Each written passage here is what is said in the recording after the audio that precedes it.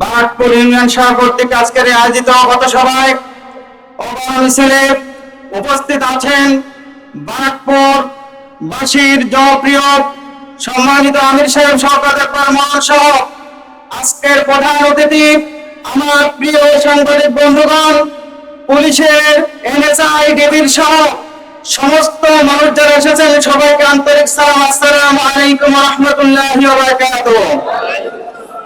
আমার ভাইরা, আমি আপনাদের কাছে জিজ্ঞাসা করতে চাই, 2008 সাল থেকে এই পর্যন্ত আপনারা কি কোন কেন্দ্রে যে ভোট দিতে পেরেছেন?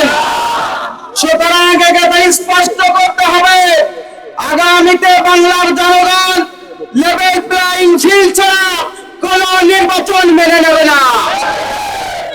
সাজানো গোছানো আমি জালিয়াতের প্রশাসনে আবারও যখন এই প্রশাসন দিয়ে আমরা আবার একটা নির্বাচন দিব, এই নির্বাচনে আবার মরা মানুষ ভোট দিতে আসবে।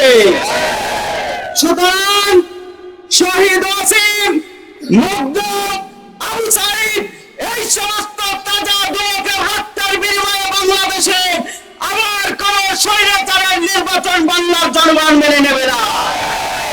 আমার ভাইরা, বিগত 16 বছরে মাজলুম দল বাংলাদেশ জামাত ইসলামী যে ধৈর্যের পরিচয় দিয়েছে, সুতরাং এটা মনে করার কোন কারণ নাই বাংলাদেশ জামাত ইসলামী এখানে নমনীয়তা দেখাবে।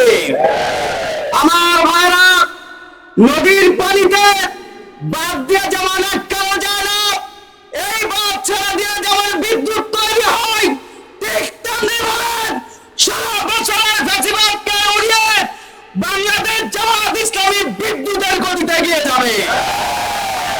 একটাই কথা, লেভেল প্লেইং ফিল্ড ছাড়া কোন নির্বাচন জনগণ মেনে নেবে না।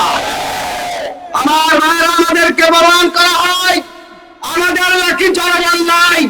আমি আপনাদের জিজ্ঞেস করতে চাই, এই হাজারো মানুষ প্রমাণ করে বাংলার জনগণ বাংলাদেশ জামাত ইসলামের দিকে তাকিয়ে আছে।